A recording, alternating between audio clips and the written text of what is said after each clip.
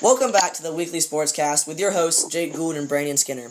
Today's episode, we're continuing our series on our 2018 NFL Division predictions, and this time we're going over the AFC East, giving our predictions and expectations for the upcoming 2018 NFL season.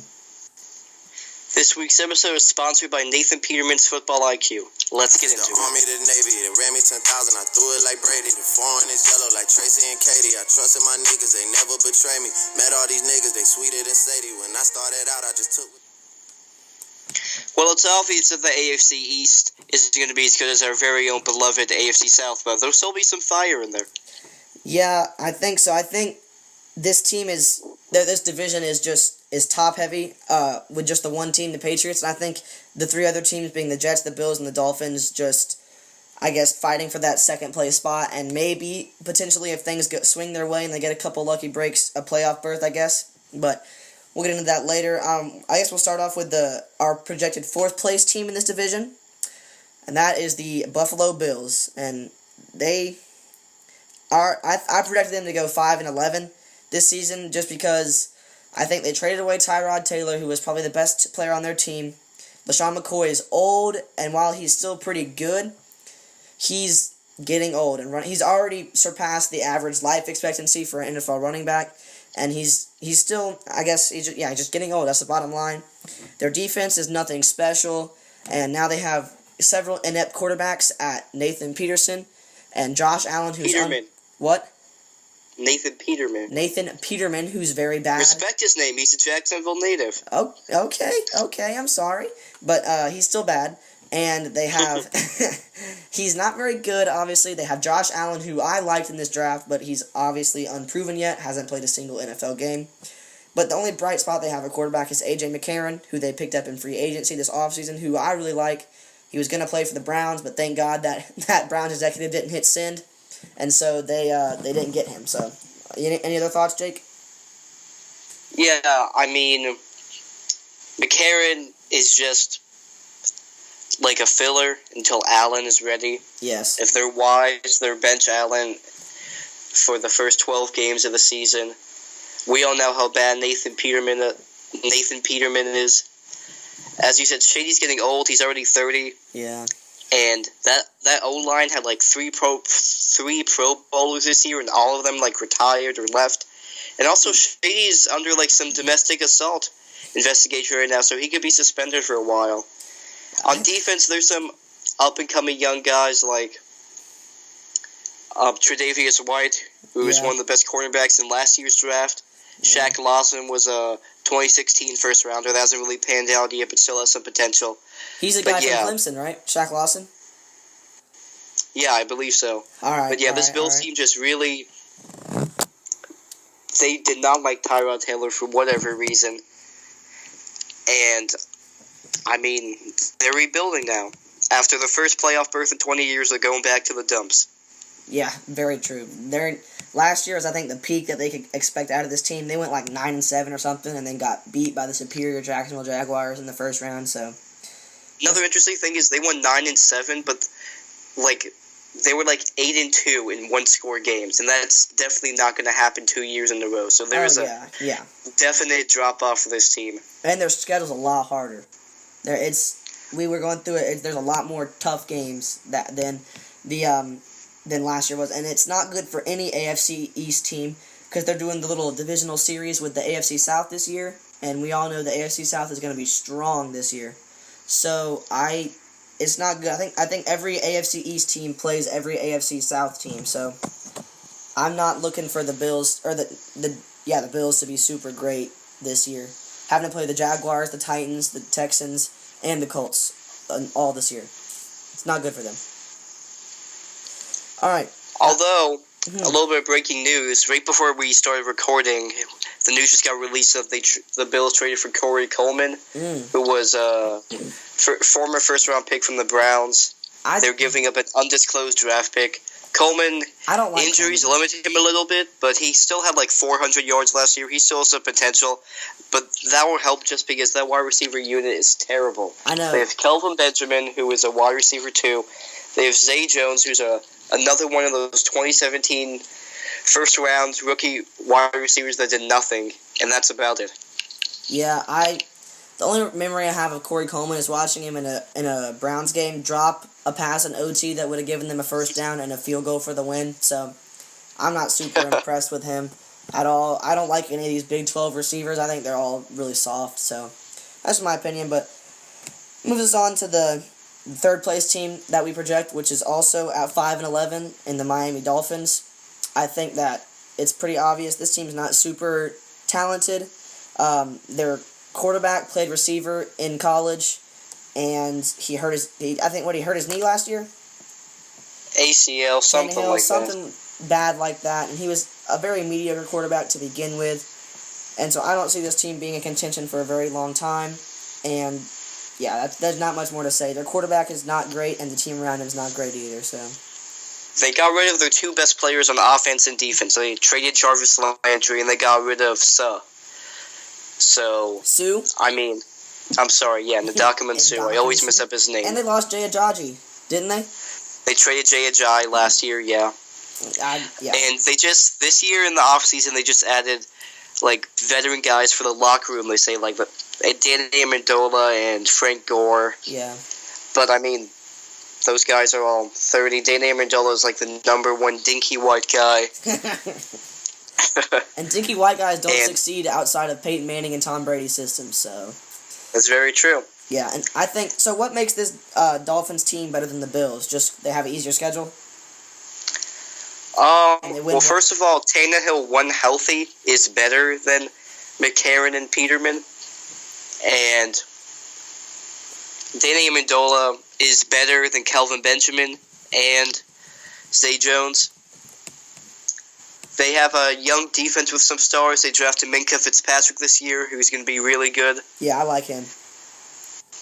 But, I mean, this Dolphins team is also just really rebuilding. When they went to the playoffs in 2016, that was really just luck, because they were also, like, a 9-7 team that just kind of snuck in there. Yeah. And that's about it. That's about it. They're not super talented. And they got rid of Richie Incognito. That was, like, the nail in the coffin right there, dude. All right. This moves us on to the number... Incognito was on the Bills. Was he really? Incognito was on the Bills and he retired. He was on the Dolphins too. Last year he was on the Bills. At some point he was on the Dolphins, I'm pretty sure. Okay, whatever. That moves us on to the number 2 team, your New York Jets. Tell me about that. Jets, Jets. All right, tell me about that, Jake. Samuel Darnold is the future. Yeah. And he's here now. And he is outplaying Joshua Treadwell McCown in training camp. Okay. Now, I don't think he's going to start week 1. There's a possibility of it, but I don't think it should happen. I want to start Teddy. I want to see what Teddy has, because I want to trade Teddy for an edge rusher. Dante Fowler, where you at? Shane Ray from the Broncos is also another option. But I mean, I also just don't want Darnold to just like rush it, go in too early. Yeah. That's what happened with Mark Sanchez, who was another high draft pick from USC. Sanchez was carried by that Revis Island era defense to back-to-back AFC championships, but then after that he did nothing. Yes, except butt fumble. But anyway, this Jets team is really very underrated because, I mean, we have a really young, up-and-coming defense with Jamal Adams and Marcus May, Leonard Williams, Darren Lee, all first- or second-round picks who are on the come-up and are just going to get better. Our wide receiver room is very underrated. We're the only team in the league that has four wide receivers that have had an 800-yard season. And Robbie Anderson, who was our number 1 guy last year. Quincy Nunwa, who was our number 1 guy in 2016 but missed all of last year. Jermaine Kearse, who had a career year last year after we traded for him from Seattle. And Terrell Pryor, who had a monster 1,000-yard season with really bad Browns quarterbacks in 2016 and then kind of disappeared last year with the Redskins.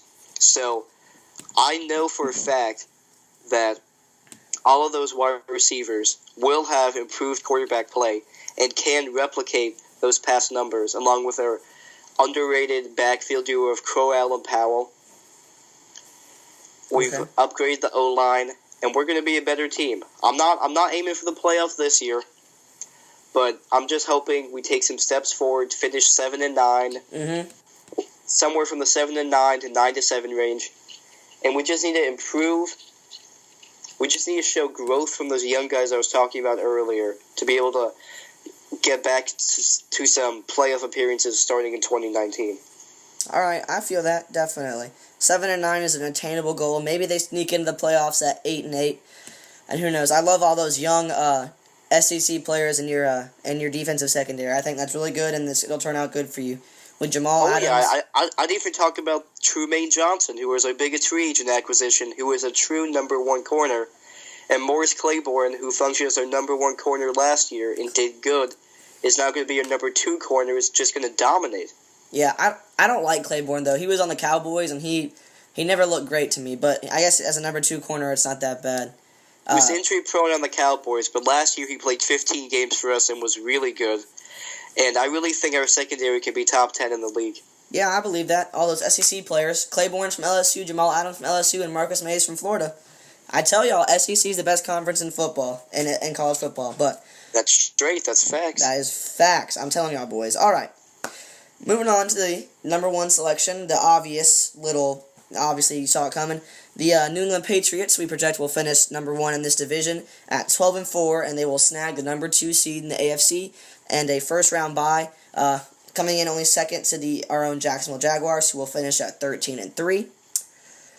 But yeah, there's not much to say about the Patriots. Tom Brady is the reigning MVP at 41 years old. Gronkowski's the best tight end, maybe in history. They have Julian Edelman coming back, and I think he's suspended the first 4 games, but other than that, he'll be there. They don't even need him for those first 4 games because he'll probably get hurt, but they have him doing that. They have James White, who I think is very underrated, and this team is just all around stacked, and not to mention Bill Belichick, and that's it. Yeah, they only need Bill Belichick. The only thing I can see hurting the Patriots is that they lost a lot of talent in free agency. They did. They had a really bad offseason. Yeah, they lost. I mean, I know Belichick doesn't care about his players, but they lost a lot of talent. And Nate Solder, who was one of the best left guards in the league. They lost Amendola, who was the number 1 dinky white guy. Butler and Deion Lewis. Yep. Both went to the Titans. But I mean, they also had a good draft. They got Isaiah Wynn in the first round to hopefully replace Solder on the O-line. Didn't they draft Sonny Michel? Yeah, they got Michel in the second round. Oh, baby. I love really Sonny Michel. Backfield. Mark my words right now. Sonny Michel is going to be 10 times better than Nick Chubb in the NFL. I think Michel is way faster. I think he's going to be better. And he's going to be a stud this year. Watch, he's a sleeper offensive rookie of the year pick. Don't quote me. He can catch too, right? I know, don't quote me. He's a sleeper offensive rookie of the year pick. Well, we know the Patriots love those backs that can catch with the Rex Burkhead, who's the number 1 dinky white guy in the backfield, and as you mentioned, James White, Mike Gillislee, and now Michel. Hey, Gillislee's an SEC guy, and Sonny Michel's an SEC guy. Not saying anything, but all right, but yeah, definitely. And of course, the Gronk. The Gronk, yeah, he's a beast. He's a beast, but Gronk talking about retiring does not make me any more confident in him than I have been before, but he's the most talented tight end maybe in NFL history when healthy. The only guy that could probably is better than him is LeBron James at tight end. But yeah, with him and Brady on the field, they're going to be a dangerous offense. And Belichick coaching, this team is almost unbeatable, and that's why they've gone to 8 Super Bowls in the past 20 years. They're good. So. Yeah, I mean, as long as Brady is 75% of himself, which is what you can hope for as you turn 41, and you have Belichick behind the scenes, and they kept Josh McDaniels as offensive coordinator. This team's going to be a Super Bowl contender every year. Yeah, definitely. So, that about wraps up our predictions, but who is the best player in this division, Jake? I mean, obviously it's Brady. Yeah. If he's still himself. Yeah, the best 2 players in this, it's Tom Brady and Rob Gronkowski. That's the best. I think the third best player, I don't know who the third best player would be, but LaShawn McCoy, probably. Probably LaShawn McCoy. Yeah. Jamal Adams could be if he makes a big leap in year 2. Yeah, definitely. But the Patriots are kind of stacked, so yeah, there's not much to say in this division. They're probably going to win it by 3 or 4 games at least, and that's about what you have to look forward to from this division. So I think that about wraps it up. That's it basically. So thank y'all for watching. We're going to continue this series. This is number 2 of 8. So follow us on Instagram at The Weekly Sportscast. We post good stuff over there, and it's fun to watch. We're at like 89 followers, so if y'all can get us to 100, that would be mucho bueno. Get us to 100. Tell your mom, tell your dad, tell your Uncle Stacy. Your Uncle Stacy. Yeah, thanks for watching. That's about it. Thank you. All right, bye.